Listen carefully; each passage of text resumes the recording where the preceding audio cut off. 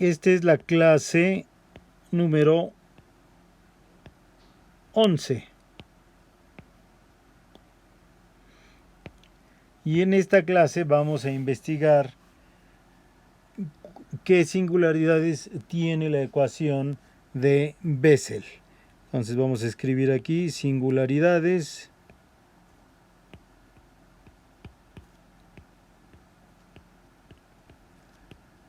de la ecuación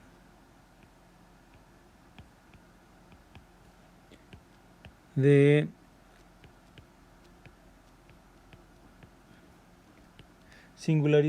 la ecuación de Bessel. Entonces, lo primero que tenemos que recordar es cuál es la ecuación de Bessel.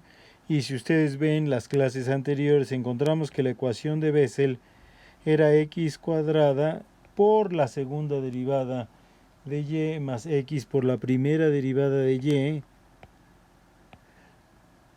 más paréntesis x cuadrada menos n cuadrada por y igual a 0.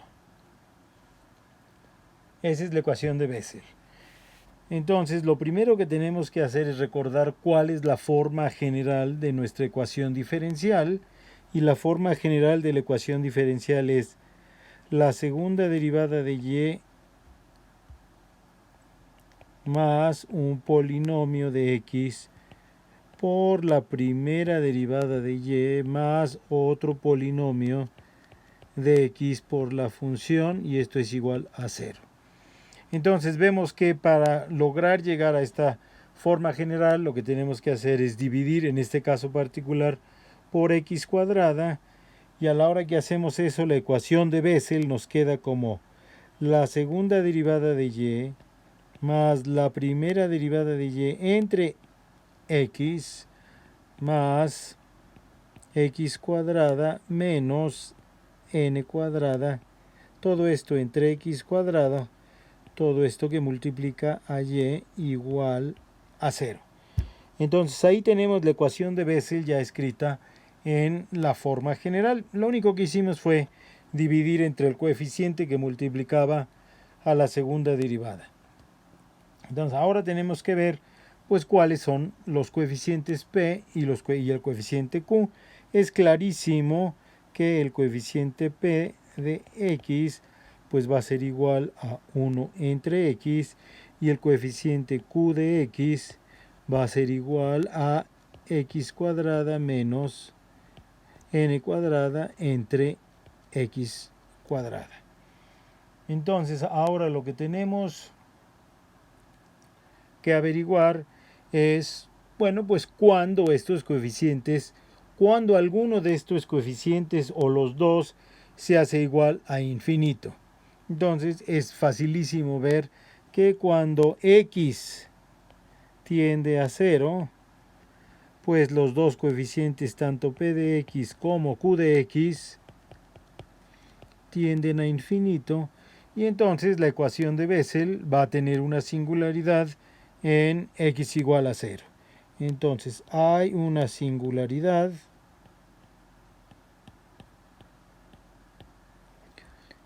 en x igual a 0. Ahora, ¿qué tipo de singularidad? Bueno, para eso vamos a tener que hacer la investigación que teníamos que ver qué ocurre, y entonces teníamos que ver qué es lo que le pasa al límite de x menos x0 por p de x cuando x tiende a x0, y el límite de x menos x0 al cuadrado por q de x cuando x tiende a x0. Bueno, pues para este caso particular pues va a ser el límite cuando x tiende a 0 de x menos x0, pues nada más nos queda x por p de x, pero p de x era 1 entre x, ahí está, p de x es 1 entre x, entonces esto va a ser igual al límite cuando x tiende a 0 de 1, que es igual a 1 de 1. Ahí está. Ahora vamos a ver qué ocurre en el otro caso. El límite cuando x tiende a 0 de x menos 0 al cuadrado por el coeficiente q de x, que aquí lo tenemos x cuadrada menos n cuadrada, x cuadrada menos n cuadrada entre x cuadrada. Esto va a ser igual al límite cuando x tiende a 0 de x cuadrada menos n cuadrada, y pues esto va a tender a menos n cuadrada. Entonces, estas dos pruebas que acabamos de hacer, ninguna de ellas tiende a infinito, o sea, las dos tienden a un valor finito, por lo que vamos a escribirlo en rojo. X igual a 0 es una singularidad regular de la ecuación de Bessel.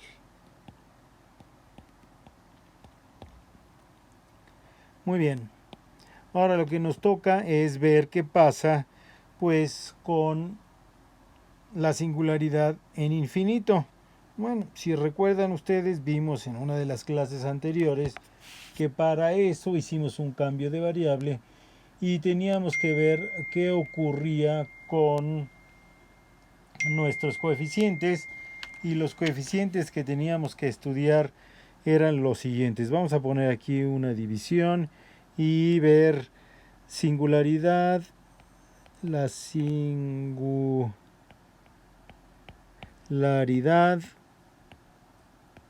en infinito.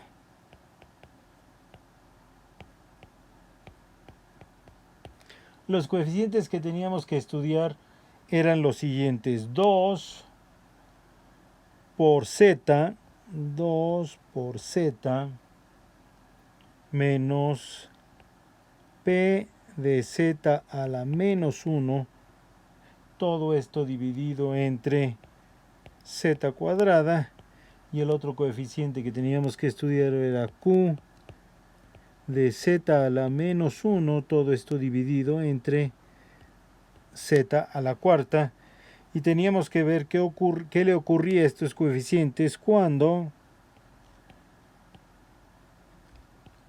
z tiende a 0. Acuérdense que el hecho de que z tiende a 0 es totalmente equivalente. Vamos a escribirlo aquí, vamos a escribirlo en un color importante. Que z tienda a 0 es equivalente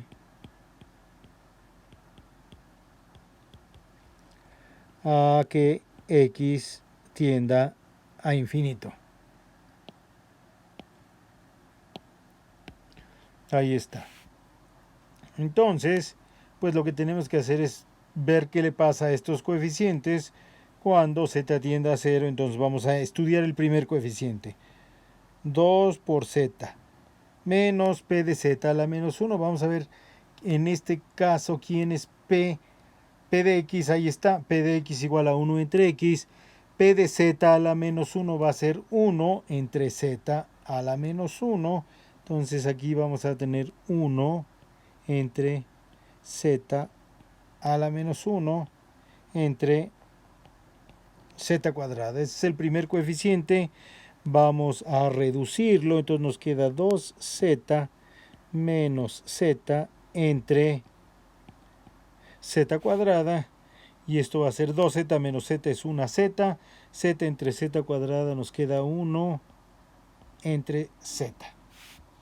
¿Qué le pasa a 1 entre z cuando z tiende a 0? Pues tiende a infinito. Aquí me equivoqué, escribí mal, vamos a borrarlo. aquí cuando z tiende a 0. Cuando z tiende a 0. Entonces ya de esto, ya ni siquiera tendríamos que checar el otro coeficiente, porque ya aquí estamos viendo que para este caso tiende a infinito. Entonces, cuando x tiende a infinito tenemos una singularidad esencial. Por completez vamos a checar qué le pasa al otro coeficiente. Y si se acuerdan ustedes que el otro coeficiente era q de z a la menos 1 sobre z al cuadrado. Vamos a ver quién es q de z. Q de z debe estar por aquí. Ahí está. Q de x es x cuadrada menos n cuadrada entre z cuadrada. Entonces va a ser z a la menos 2 menos n cuadrada entre z a la menos 2.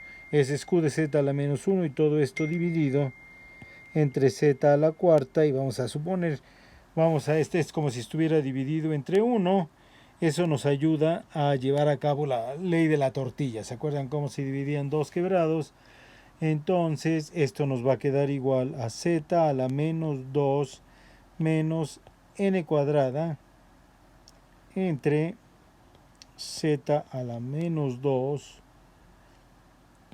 por z a la cuarta y arriba nos queda por 1. Así está la división hecha. Entonces esto va a ser igual a 1 entre z cuadrada menos n cuadrada. Todo esto entre z cuadrada. Esto va a ser igual a 1 menos n cuadrada por z cuadrada. Todo esto entre z cuarta. ¿Qué le pasa a esto cuando z tiende a 0? Pues evidentemente cuando z tiende a 0, esto va a tender también a infinito cuando z tiende a 0. Entonces, aunque ya lo habíamos deducido del caso anterior, pues checamos los dos coeficientes por completez y la conclusión que nosotros encontramos es la siguiente: que x tienda a infinito, x tendiendo a infinito es una singularidad esencial o irregular. Acuérdense que se pueden llamar de las dos maneras, o irregular de la ecuación de Bessel.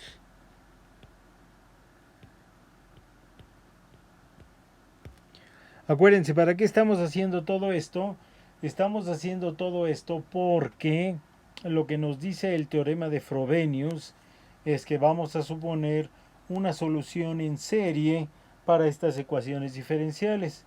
Y lo que nos dice el teorema de Fuchs es que alrededor de una singularidad esencial no podemos llevar a cabo esa expresión de la función en serie. Por eso es que estamos checando en qué puntos